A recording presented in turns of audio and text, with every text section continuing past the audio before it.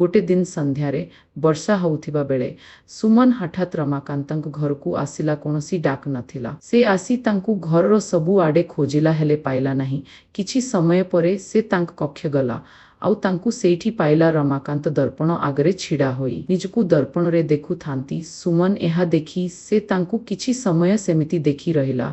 तांकु एमिति देखी ता मनरे भिन्न एक अनुभव आसी जाइथिला। सेही समय रे रमाकांत पछकु बुली सुमन ताकु एक अद्भुत नयन रे देखु से देखिला। तापरे रमाकांत सुमन निकट को जाई ताकु धीरे कहिला जी मु तोते टिकिए नमस्कार मोर प्रिय दर्शक माने जदि एमिति नुआ नुआ वीडियो देखिबा को चाहुचंती ताहेले प्रथमे आम यूट्यूब चैनल को सब्सक्राइब करि दियो।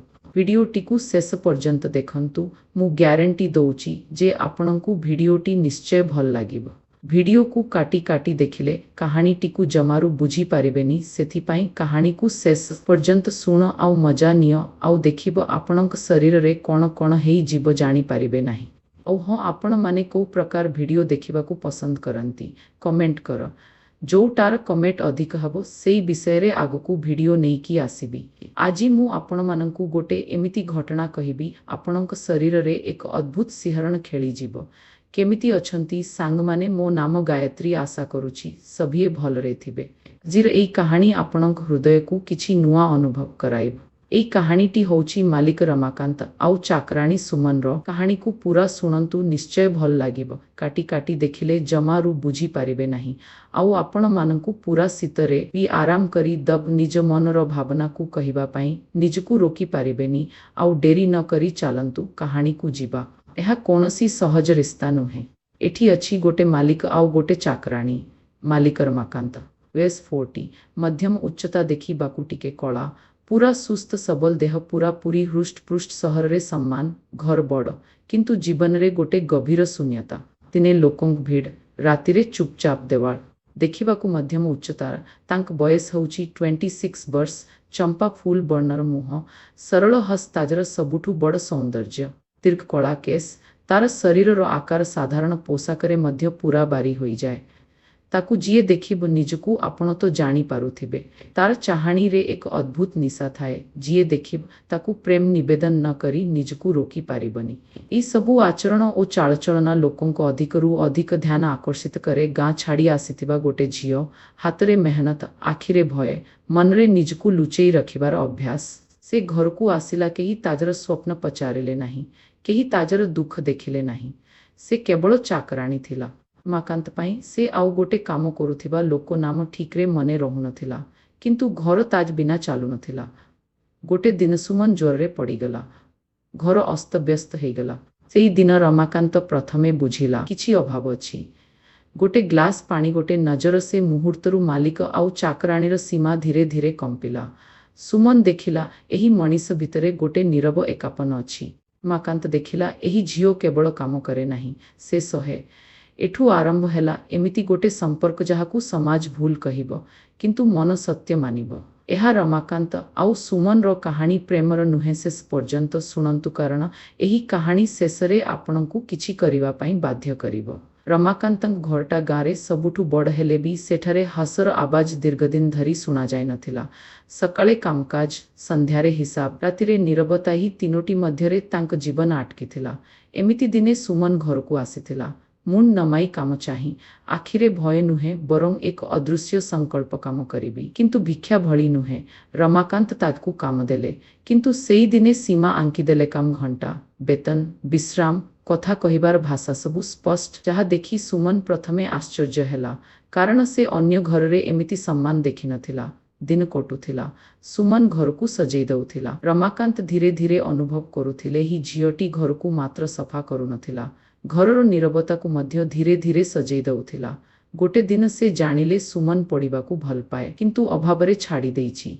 से चुपचाप ताज पाई संध्यारे पढ़ार व्यवस्था करिदेले कोनोसी दया भाव नुहे केवल एक सुजोग। सुमन एहाकू ग्रहण कला किंतु एक शर्तरे मो काम आउ मो पढ़ा दुहे मो दायित्व।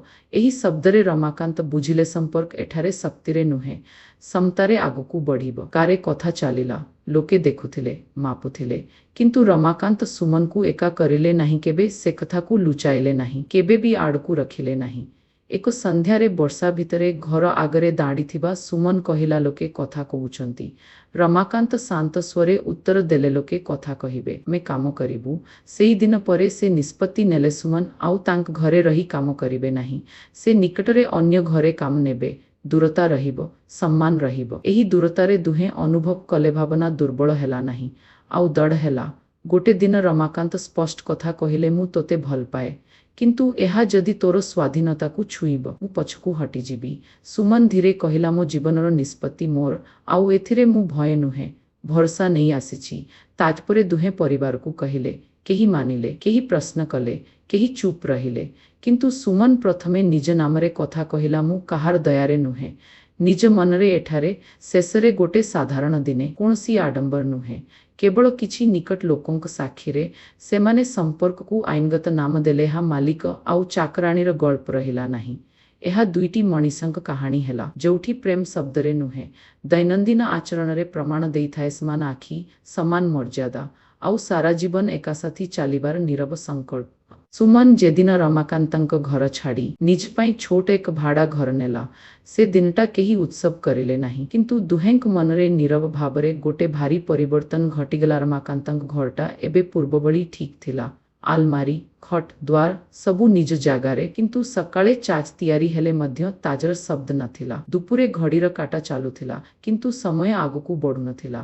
ରାତିରେ ଲାମ୍ପ ଜଳୁଥିଲା, କିନ୍ତୁ ଆଲୋକ ଘରକୁ ଭରି ପାରୁନଥିଲା। ଏହି ଶୂନ୍ୟତା ମଧ୍ୟରେ ସେ ଆସ୍ତେ ଆସ୍ତେ ବୁଝିଲେ, କେହି ଚାକରାଣୀ ଯାଇନାହିଁ, ଜୀବନର ଗୋଟେ ନୀରବ ସାଥୀ ଦୂରେ ଚାଲିଗଲା। ଅନ୍ୟପଟେ ସୁମନ ନିଜ ଘରର ପ୍ରଥମ ରାତିରେ ଭୟଠାରୁ ଅଧିକ ଭାବନାରେ ଘେରିଗଲା। ଏବେ ସେ ନିଜେ ନିଜ ଦାୟିତ୍ୱ, ନିଜ ଭବିଷ୍ୟତ, ନିଜ ନିଷ୍ପତ୍ତି। କିନ୍ତୁ ଏହି ସ୍ୱାଧୀନତାର ମଧ୍ୟରେ ରମାକାନ୍ତଙ୍କ ସେଇ ସମ୍ମାନଭରା ନଜର, ନୀରବ ସାହାଯ୍ୟ, ଆଉ କଥା କମ୍ କହି ସବୁ ବୁଝିନେବା ଆଦତ ମନକୁ ଆସି ଯାଉଥିଲା। ଦିନ ଗଲା, ସପ୍ତାହ ଗଲା, ଦୁହେଁ ଏବେ ଇଚ୍ଛାକୃତ ଭାବରେ ଦୂରେ ରହିବା ଶିଖୁଥିଲେ। ବଜାରରେ ହଠାତ୍ ଦେଖା ହେଲେ କଥା କମ୍, ଚକ୍ଷୁ ଅଧିକ। ମନ୍ଦିର ପାଖରେ ସେଇ ନଜରରେ ଥାଏ ନ ଦାବି, ନ ଆଶା, କେବଳ ଶାନ୍ତ ଭରସା। ଗାଁର ଲୋକେ କଥା କହିଲେ, କେହି ଦୟାର ନାମରେ, କେହି ସନ୍ଦେହର ନାମରେ, କିନ୍ତୁ ଏହି କଥା ଦୁହେଁଙ୍କୁ ଆଉ ଚୁପ୍ କରିଦେଲା, କାରଣ ଏହା ଦୂରତାର ପରୀକ୍ଷା ଥିଲା। ରମାକାନ୍ତ ନିଜକୁ ପଚାରିଲେ, ଏହା ଅଭ୍ୟାସ, ପ୍ରେମ? ସୁମନ ନିଜକୁ ପଚାରିଲା, ଏହା ସୁରକ୍ଷା, ସତ୍ୟ, ସମ୍ମାନ? ଆଉ ଉତ୍ତର ଆସୁଥିଲା ଧୀରେ, କୌଣସି ଘୋଷଣା ବିନା। ଗୋଟେ ରାତିରେ ସୁମନ ନିଜ ଘରରେ ପଢ଼ା ଶେଷ କରି ଦୀପ ନିଭାଉଥିବା ବେଳେ ଭାବିଲା, ଭରସା ମିଳିଲେ ମଣିଷ ଆଉ ଶକ୍ତିଶାଳୀ ହୁଏ। ଆଉ ଅନ୍ୟ ଗୋଟେ ସନ୍ଧ୍ୟାରେ ରମାକାନ୍ତ ଏକା ଚା ପିଇ ବୁଝିଲେ, ପ୍ରେମ ମାନେ ନିକଟରେ ଧରି ରଖିବା ନୁହେଁ, ଦୂରରେ ରହି ସମ୍ମାନ କରିପାରିବା। ଏହି ଦୂରତାରେ ଦୁହେଁ ନିଜ ନିଜ ମନକୁ ଚିହ୍ନିଲେ। ଆଉ ଅଜାଣିରେ ଗଢ଼ି ଉଠୁଥିଲା ଗୋଟେ ନିଷ୍ପତ୍ତି, ଯଦି ଏହି ସମ୍ପର୍କ ଆଗକୁ ବଢ଼ିବ, ସେ ଅଧିକାର କିମ୍ବା ଆଶ୍ରୟ ଉପରେ ନୁହେଁ, ଦୁଇଟି ସମାନ ମନର ସାହସ ଓ ସମ୍ମାନ ଉପରେ ହେବ। ଦୂରତା ଦୁହେଁଙ୍କୁ ଶାନ୍ତ କରିଦେଇଥିଲା ବୋଲି ଲାଗୁଥିଲା, କିନ୍ତୁ ସେ ଶାନ୍ତି ମନର ଗଭୀରେ ଗୋଟେ ଝଡ଼କୁ ଲୁଚାଇ ରଖିଥିଲା। ରମାକାନ୍ତ ଦିନକୁ ଦିନ ଅଧିକ କମ୍ କଥା କହୁଥିଲେ। ଅଫିସରୁ ଫେରି ଘରେ ବସିଲେ ମଧ୍ୟ ମନ ସୁମନର ଭଡ଼ା ଘରର ଛୋଟ ଜନେଲା ପାଖରେ ରହିଯାଉଥିଲା। ସେ ନିଜକୁ ପୁନର୍ବାର ପଚାରୁଥିଲେ, ଏହା କ'ଣ ମାଲିକ ଭାବରୁ ଜନ୍ମ ନେଇଥିବା ଦୟା, ନା ଆଉ ଦୁଇଟି ସମାନ ମଣିଷଙ୍କ ମଧ୍ୟରେ ଧୀରେ ଧୀରେ ବଢ଼ି ଉଠୁଥିବା ଭରସା? ଅନ୍ୟପଟେ ସୁମନ ନିଜ ଜୀବନରେ ପ୍ରଥମ ଥର ପାଇଁ ନିଜକୁ ପୂର୍ଣ୍ଣ ଦାୟିତ୍ୱରେ ଦେଖୁଥିଲା। ସକାଳେ କାମକୁ ଯାଉଥିଲା, ସନ୍ଧ୍ୟାରେ ପଢ଼ୁଥିଲା, ଭବିଷ୍ୟତ ପାଇଁ ଛୋଟ ଛୋଟ ସ୍ୱପ୍ନ ଗଢ଼ୁଥିଲା। କିନ୍ତୁ ପ୍ରତ୍ୟେକ ସ୍ୱପ୍ନର କୋଣରେ ରମାକାନ୍ତଙ୍କ ସେଇ ନୀରବ ଉପସ୍ଥିତି ରହିଯାଉଥିଲା, ଯାହା କେବେ ଆଗକୁ ଆସୁନଥିଲା, କେବେ ପଛକୁ ମଧ୍ୟ ଯାଉନଥିଲା। ଗାଁର କଥା ଏବେ ଅଧିକ ସ୍ପଷ୍ଟ ହେଉଥିଲା। କେହି କହୁଥିଲେ, ଏହା ସମ୍ଭବ ନୁହେଁ, କେହି କହୁଥିଲେ, ଏହା ଭୁଲ। ଆଉ ଏହି ସବୁ ଶବ୍ଦ ଦୁହେଁଙ୍କ ମନରେ ଏକେ ପ୍ରଶ୍ନକୁ ଘୁରାଉଥିଲା, ଯଦି ଆମେ ଚୁପ୍ ରହିବୁ, ତେବେ ଏହି ସମ୍ପର୍କ କେବଳ ଭୟରେ ମରିଯିବ। ଗୋଟେ ସନ୍ଧ୍ୟାରେ ବର୍ଷା ହେଉଥିବା ବେଳେ ସୁମନ ହଠାତ୍ ରମାକାନ୍ତଙ୍କ ଘରକୁ ଆସିଲା। କୌଣସି ଡାକ ନଥିଲା, କୌଣସି ଅଭିଯୋଗ ନୁହେଁ, କେବଳ ଗୋଟେ ଦୀର୍ଘ ନୀରବତା। ସେ ଧୀରେ କହିଲା, ଆଜି ମୁଁ ଚୁପ୍ ରହିଲେ ଆଉ ମୋତେ ନିଜକୁ ମିଛ କହିବାକୁ ପଡ଼ିବ। ରମାକାନ୍ତ ଭୟଭୀତ ହେଲେ ନାହିଁ, ସେ ଶୁଣିବା ପାଇଁ ପ୍ରସ୍ତୁତ ହେଲେ। ସୁମନ କହିଲା, ମୋ ପାଇଁ ଏହା କେବେ ଆଶ୍ରୟ ଥିଲା ନୁହେଁ, ଏହା ଭରସା ଥିଲା, ଆଉ ସେଇ ଭରସା ଆଜି ମୋତେ ନିଜ ପାଉରେ ଦାଡ଼ିବାକୁ ଶିଖାଇଛି। ରମାକାନ୍ତଙ୍କ ଗଳା ଶୁଷ୍କ ହୋଇଗଲା। ସେ ଧୀରେ ଉତ୍ତର ଦେଲେ, ମୋ ପାଇଁ ତୁମେ କେବେ ମୋର ଅଧୀନ ନଥିଲା, ସେଇଥିପାଇଁ ମୁଁ ଦୂରେ ରହିଲି। ସେଇ ମୁହୂର୍ତ୍ତରେ ଦୁହେଁ ବୁଝିଗଲେ, ଏହା କୌଣସି ହଠାତ୍ ପ୍ରେମ ସ୍ୱୀକାର ନୁହେଁ, ଏହା ହେଉଛି ଦୁଇଟି ଭୟର ସାମ୍ନାସାମ୍ନି, ଯେଉଁଠି ଏକ ଭୟ ଥିଲା ସମାଜର ଆଉ ଅନ୍ୟଟି ଥିଲା ଶକ୍ତିର ଅସନ୍ତୁଳନର। ରମାକାନ୍ତ ସ୍ପଷ୍ଟ କରିଦେଲେ, ଯଦି ଏହି ସମ୍ପର୍କ ଆଗକୁ ବଢ଼ିବ, ତେବେ ସେ ତୁମ ଇଚ୍ଛା, ତୁମ ସ୍ୱାଧୀନତା ଆଉ ତୁମ ସମୟର ଉପରେ ହେବ। ସୁମନର ଆଖି ଭିଜିଗଲା, କିନ୍ତୁ ସେ ଦୁର୍ବଳ ହେଲା ନାହିଁ। ସେ କହିଲା, ମୁଁ ସମାନ ହୋଇ ଚାଲିବାକୁ ଚାହୁଁଛି।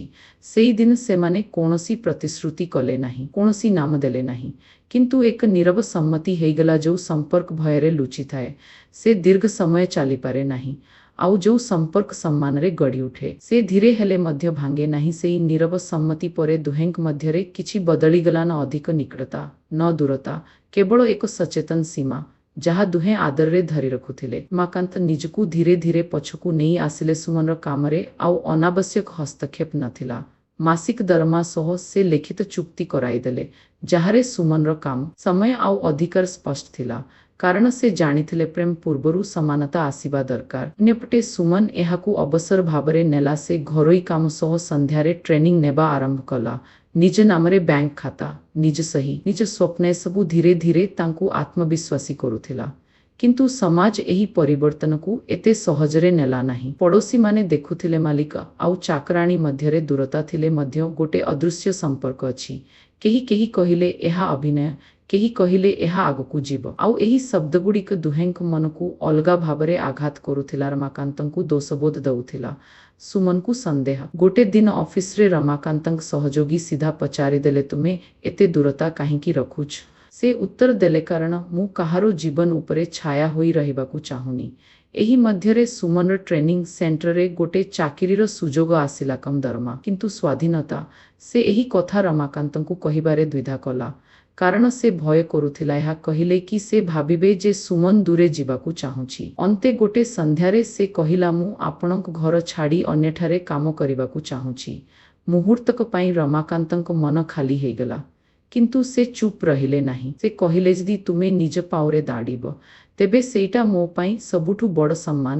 ସୁମନ ଏହି କଥାରେ ପ୍ରଥମ ଥର ପାଇଁ ବୁଝିଲା, ପ୍ରେମ ମାନେ ଧରି ରଖିବା ନୁହେଁ, ପ୍ରେମ ମାନେ ଛାଡ଼ିଦେବାର ସାହସ। କିନ୍ତୁ ଏହି ସାହସ ସହ ଏକ ନୂଆ ଭୟ ଆସିଲା, ଯଦି ଦୂରତା ବଢ଼ିଲେ ମନ ଭାଙ୍ଗିଯାଏ। ଆଗକୁ କ'ଣ ହେଲା ପରବର୍ତ୍ତୀ ଭାଗରେ ଜାଣିବେ। ରହୁଛି, ଧନ୍ୟବାଦ।